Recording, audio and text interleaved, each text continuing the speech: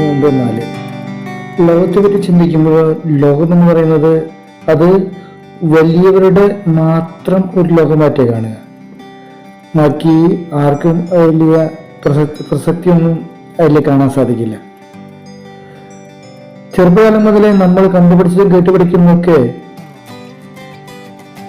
ഒന്നാമനാകാൻ ആഗ്രഹിക്കുന്നവൻ, അല്ലെങ്കിൽ ഫസ്റ്റ് എത്തുക, ഒന്നാമതെത്തുക, ഇതിലൊക്കെയാണ് നമ്മൾ ലക്ഷ്യം വെച്ച് പഠിക്കുന്നതും കളിക്കുന്നതും ഒക്കെ.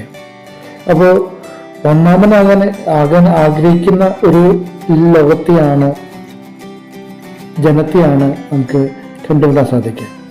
എന്നാൽ ഈശോ എന്ന് പറഞ്ഞിരിക്കുന്നത്, നിനക്ക് സ്വർഗത്തിലെ വലിയവനാകാൻ ആഗ്രഹിക്കുന്നുണ്ടെങ്കിൽ നീ എല്ലാവരുടെയും ശുശ്രൂഷകനായിരിക്കണം, ദാസനായിരിക്കണം. ഒരു എളിമയുടെ ഒരു ക്വാളിറ്റിയാണ് ഈശോ മുൻകൈക്കുന്നത്.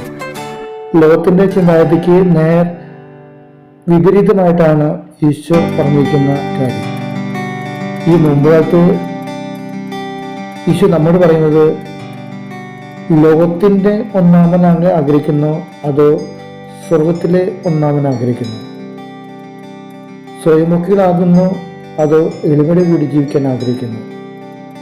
ദൈവം നിന്നെ അനുഗ്രഹിക്കട്ടെ. നന്ദി.